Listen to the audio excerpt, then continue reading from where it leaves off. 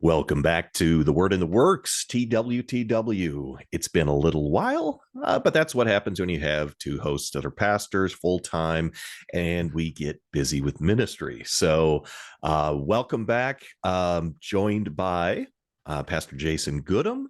Hey, it's good to finally see you again. Yeah, well, let's just call this season two, There and you then go. then There it's you the go. break is entirely, and we sure have a lot of work to do for guys who only work 2 hours a week. Yeah. Well, Sunday mornings are really, really long. Yeah. So we are in section 2 or volume 2, chapter 9, or if you Yep. have the public domain version that you're using, it's chapter what? 17 on the public domain 17. version. All right. So where we left off, Dr. Frankenstein has made his way to the mountaintop. He's been now confronted by the monster, and that's really where we pick things up. The monster has an ultimatum. I'm lonely. Make a helper suitable for me. That's kind of the gist of it anyway. It's very Genesis 2 in a, again, bizarro kind of a way, isn't it? It's what you would end up if you invert Genesis 2 and Genesis 3. So Mm-hmm. if the fall came before the creation of Eve, this is what it would look like. And Right. so it's kind of a bizarro creation world, a Mm-hmm. bizarro fall, but the reality is this is a perfect reflection of our fallen nature making demands of God. Yeah. Yeah. And so that's exactly what he does. Uh, I demand it of you as a right, which you must not refuse to concede. Um, he's not requesting, he's not asking, he's demanding of Dr. Frankenstein, you will make a helper suitable for me. And the monster is trying every trick in the book, right? He tries to make Dr. Frankenstein feel guilty. It's I'm lonely and it's your fault. He tries bully tactics. Um, I'll stop the beatings if you just do what I tell you to do. Um, he tries all of these different manipulations in order to get what he wants. And it is similar to what people do with God. I will do what you tell me to do, God, if you only do all of the things I tell you that you should do. Um, and the monster here says, I will avenge my injuries. If I cannot inspire love, I will cause fear, and chiefly towards you, my arch enemy. Because, my creator, do I swear inextinguishable hatred. So, uh, if I cannot inspire love, then I will make you so afraid of me that you're going to have to give in and do what I tell you to do. And I'm gonna continue beating you until you do what I tell you to do. So this is very much the way an abuser tends to work, right? It's amazing how inherently manipulative the monster is. Mm-hmm. And I mean, there's so much going on with that, but I just want to jump back in that thought to the second paragraph of the chapter. Yeah. And you said, I demand it of you as a right. Yeah. A right. And I think there's a lot of Christian unpacking that needs to go with Mm. that because I mean, everything in our modern society now is built around this concept of human rights. Mm-hmm.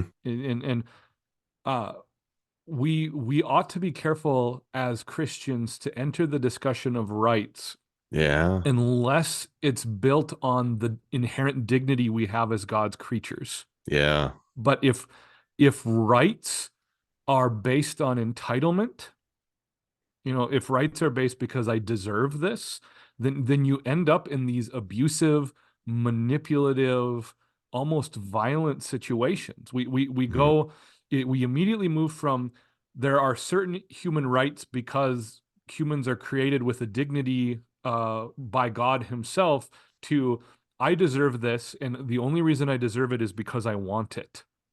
Mhm. And It makes me that happy. tension, yeah, it makes me happy. It makes life easier, and that the life, liberty, and the pursuit of happiness. What Right. really intrigues me about this second paragraph is Shelley is more or less writing this at the dawn of America's existence. Mhm.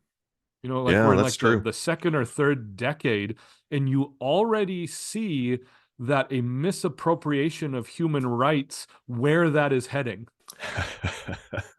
That's a great point. Yeah. So who from where do rights come, right? Who Yeah. establishes that? And it is not something that we get to decide. So a court cannot decide this is a human right. A human right is only granted by a creator, and the creator decides these things. But when you take a creator out of the picture, there's no such thing as a right any longer. It has to be And, granted by a greater power. and what's left is the tension we see in this chapter. You're either left with the absolute faith in human reason, which is a Mm-hmm. tactic the monster displays, is like, I'm gonna reason with you and win over your sense of whatever, or it's might makes right. It's Mm-hmm. that you're going to reason with me because the beatings will continue until morale improves, kind of a Yeah, thing. And both of those, what's missing from the overall picture of this chapter is both of those are tainted by human sin. right, right, right. So later on, the monster says, "What I ask of you is reasonable and moderate. I demand a creature of another sex, but as hideous as myself." So I'm being very reasonable, right? I am rational. I'm moderate. How could you possibly deny this? And we see the same tactics used in our day and age. I'm being very reasonable. I'm being very rational. I'm being very moderate. That means you're being extreme by Yep. not giving me what I want. And it's that blame shifting that is one of the primary foundational tactics of an abuser and a manipulator. Mm-hmm. Mm-hmm. And even if we're sympathetic to the cause of the monster, because I mean really the whole cycle of Frankenstein is that Frankenstein himself is the monster, right? That's the whole spoiler alert. He doesn't come Right. out looking very good in the end. No. uh but at the same time, it's not an actual use of reason. He's gaslighting. Mm-hmm. Mm-hmm. Wow. Yeah. Um. Yeah. Okay. Fun. Yeah. Happy fuzz. I mean, we're talking about unicorns and baby angels in this chapter, puppies and baby seals and stuff like that. Yeah. Yeah. My goodness. Okay. So, um, the monster again, and we see that again later on. Dr. Frankenstein, I was moved, I shuddered when I thought of the possible consequences of my consent, but I felt that there was some justice in his argument. Now, who decides what is just and what is unjust? Exactly. Again, this is another divine right, right? If you have an infallible, perfect standard, you have a compass by which to measure justice. But you cannot have the concept of justice without a standard. And uh, what's interesting is the first really big paragraph in this chapter. It's the one, two, three, fifth paragraph in the chapter. Uh, the premise of the monster is entirely wrong. He's jumped to conclusions. He says, "Okay, am I not shunned and hated by all mankind?" Now, if we're fair, we can see how the monster gets there. But how much of mankind has he actually been shunned by? Well, he's been shunned by Frankenstein. Uh, he's been shunned uh, by a village reacting at night to his invasion of their stuff. and he's been shoved by the DeLacy family. Yeah. So like Yeah. what, 15 people tops? It's a scope error. Right. Right. Yeah. Um, man. So the conversation continues, and there's a proposal, oh, okay, I'll do this. But how, well, okay, maybe I won't do this. I don't know if I can do this. And um uh, the conversation kind of, well, how can I trust you, right? Mhm. If you're if I do this thing for you, how do I know, because you don't have a very good track record of not killing people, right? How do I know you're not just going to go back on your word and um, continue this evil, right? And what is the monster end up saying? Well, the monster. Well, I think let's go back and lay out the deal first. Okay, Okay, so the okay, deal yep, is you said, create for me a female, right, and we will be perfectly happy, and we'll live in South America. right. We're going to Apparently, with the South Dread Pirate America, which I Roberts. think is kind of Yeah. hilarious. Like, nobody lives there. There's nobody in South America, right? Like this this idea of this just vast uninhabited land that is I don't know if this is a trope or what exactly this is, but sure, I'm sure it was more sparsely populated, but to the idea that like no people live there, I don't know where that one Yeah. comes from.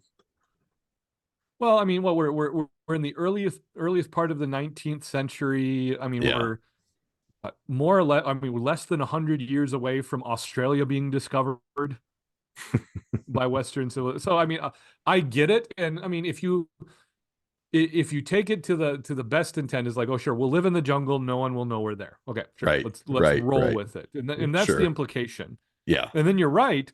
Uh, Frankenstein comes back to the monsters like, okay, this is all well and good. How do I know you're not going to change your mind? How do I Mhm. know you're to quote Paddington Bear, how do I know you're going to be content in darkest Peru?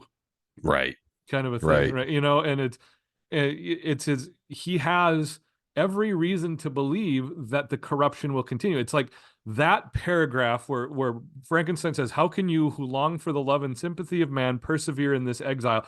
That's the Tower of Babel moment in this anti-creation story. mhm, How are you not going to try to thwart God by building a tower to heaven, and you're going to have this super race of freaks, and more than once, uh Victor worries about the desolation of the earth at their hands. right, right. Yeah, because he's seen what has happened on a small scale, and he's imagining how it multiplies. Yeah. Well, and what's interesting to me is there's another logical leap in the monsters, which again shows you the abuse. There's another logical leap in the monster's appeal to Victor is, how can he be assured that the new creature won't abhor him, or he won't abhor the new creature? Right, right. There's a pretty, that's a pretty big assumption It with is. based It on what is. we know. But it's also the Uh, kind of thing that we do, isn't it? It's the kind of reasoning yeah. that we tend to use, is this situation I find myself in is bad. Therefore, the thing that I imagine will make me happy is going to be ideal and perfect. And all of the problems I'm experiencing now will be done away with, because now that thing will make me happy. If I just get the thing I want next, Right. then I'll be happy. And if I'm not Mm-hmm. happy, there's just one more thing that I didn't see, and then Right. just one more thing, Right. and just one more thing. Yeah. Yep, Yeah. exactly. It's the pattern of sin. It is. It is. Yeah. Yeah. And the monster though is, I think, genuinely believes this. And I think this is, Oh yeah. people genuinely do believe those things, but it's lies that they tell themselves. Well, and that's an important thing. If we're going to make abuse the theme of this chapter and manipulation, Mm-hmm. it very well might be that the abuser thinks if he or she gets what she wants, she'll be happy. Right. And the abuse might not stem from a dishonest root, it might stem from dishonest means. Mm-hmm. Yeah. It's like you might genuinely believe that you deserve this and you need this to make you happy, and then at that point you don't care what happens to everyone else because that becomes the tunnel vision. Yeah. No, that's right. That's right. And then so everything is excusable to get to that goal. Yep. Yeah. Yep. Yeah. So then Dr. Frankenstein says, "You swear to be harmless, but have you not already shown a degree of malice that should reasonably make me distrust you?" Yes, yes, he has. There is no reason to trust the monster, but he continues. The argument that he next brings forward is, well, love will destroy the cause of my crimes. If I have another person, another creature, right, that I have love with and they have love towards me, then I'll become a good guy. Then I'll stop all of this Yeah. stuff. My vices are the children of a forced solitude that I abhor, and my virtues will necessarily arise when I live in communion with an equal. Just if you just give me this, just do what I tell you here, then, it'll be so wonderful. I'll be filled with love. You won't have to worry about all of the malice and hatred that you've seen from me before. It's very Disney princess, isn't it? Mm, It's very love conquers everything. All you need is love. Uh, at this point in time, John Lennon steps out of the shadows and he's been doing legal representation of the monster, kind of a thing. It's just, uh, it's pretty. I don't know if this is the right word. It's the only word. It's pretty smarmy. mm, It's pretty. It's just. It's so contrary to reality. right, And, right. and it's It's yeah, it's if a I fairy tale. It's a fairy tale to imagine that things will ever, that this is how it ever works. Yeah, if I quench this desire, then I'll be happy. Yeah. And And not only that, it, but this thing, if I get this, then that desire will be quenched. When in yeah, reality, that desire will probably instead be fed by that. yeah, exactly. Yep. Yeah. It's always just a little bit more. Yeah. All right. So does Dr. Frankenstein agree to the terms? He does. It's the very next paragraph, really interesting line. I concluded that the justice due both to him and my fellow creatures demanded of me that I should comply with his request. Mm, yeah. Demanded. And it, I mean, at this point, when I reread this, I'm like, what makes Frankenstein a good judge of justice? Oh, he's not. We have Right. he's not at all, and it's He's a terrible judge of justice. And he's constantly sliding the scale, and he has no moral foundation. It's a constantly sliding scale for him, depending on what he wants at that given moment. well, and what's interesting about that is you see now the depth of both his intellectual and moral corruption. The intellectual corruption that produced the first monster Mm-hmm. is, well, who am I to deny my superior intellect to prove to everyone that I can do this? And Right. he had convinced himself it was an entirely selfless act because his brain is a gift to humanity. Yep. Uh, in this case, look, I'm being entirely selfless and going down the path to create a second monster because I'm really just trying to help everyone else. Yep. Yep. So I'm such an altruistic guy. Yeah, it's Okay. amazing. So he winds his way down the mountain, and he arrives back at um, uh, Geneva, and he's filled with dread. He's filled with, oh, I can't believe I'm going to go do this thing. And yet he's resolved that he is going to do this thing. I think it's kind of an interesting thing because I think this sometimes is, again, reality for people. I don't want to do this thing, but I guess I feel like I have to do it. And there's inside, that tension, this inner argument going on with people that for whatever reason they feel compelled to do something that they know is not good, they know is not right, and they are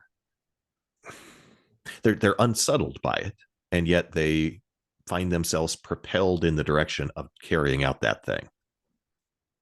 Yeah, I think there's two parallel truths we want to draw out of this end. I mean, what we see in Frankenstein is very much the workings of a guilty conscience. Mm-hmm. That he's weighed down by his guilt, Yeah. and the self justification is how you alleviate a guilty conscience. So it's this thing he doesn't want to do, but he thinks he's going to fix it, but he doesn't want to do it, and that's his thing. This happens to Christians, by the way, in our own struggle with sin. That's what it's parallel to what Romans 7 lays out for us, right? That I do the very thing I hate, but I don't want to do it. And the difference is that Frankenstein has fallen down the ladder of unbelief into despair. And for the Christian, what is needed is repentance. And that's what Mm. Paul's talking about in Romans 7. But because Frankenstein isn't a man of anything more than a natural faith in God, than kind of that deism of the 19th century that we see, Right. he doesn't have that this is wrong and I'm wrestling with it, but there's therefore now no condemnation for those who are in Mm-hmm. Christ Jesus is the outcome of that. Romans 7 to Romans 8:1. He doesn't have that. Right. And so his guilty conscience is burdened by, he thinks he has to do more wrong in hopes that it works out for good. Yeah. Yeah. This is what happens when, instead of confessing and receiving forgiveness and starting with a clean slate, we try to fix things for ourselves. Um, in fact, I was just teaching on the large catechism last night, from the sixth petition, and Luther makes this point. Let's see if I can find that section real quick here. Um, but Luther makes the point that when we try to fix things for ourselves instead of going to the Lord and letting Him take care of things, we end up making things worse instead of making things better. Um, and the reality is that's what Dr. Frankenstein is doing here, isn't it? He's, instead of recognizing what it is, bringing it to light, right? Because he's still hiding this thing. He's still afraid to tell anybody about the monster. He doesn't want that to come to light. I'm going to try to cover this up. And if I can do this thing, maybe that will cover my tracks. Maybe that will erase that bad thing from the past. And he refuses to bring it to light. Instead, he tries to hide it, to cover it up. And so it catches up to him, as sin always does. Instead of confessing it, bringing it to light, he wants to hide it. Yeah, and the brilliance of Shelley comes through is that people notice it, but they don't know why. Yeah. Right? Frankenstein's guilty conscience manifests itself physically throughout the book, that his health declines as he wrestles with it. And in the times when he's feeling better and restoring to health, it's because he's avoiding the problem. He's actually searing his conscience. Mm-hmm. Okay. So I think that's a good place to leave it, because that's where we're going to pick things up next time. This ends the second volume, right, of the book, and now we get to volume 3, and it continues now in that next phase. All right, will he carry through with creating this monster, this um, helpmate? That's, I guess, more of a destruction mate. I don't know, or what is going to happen as things unfold from there. So we'll pick it up there next time on The Word and the Works. He gone.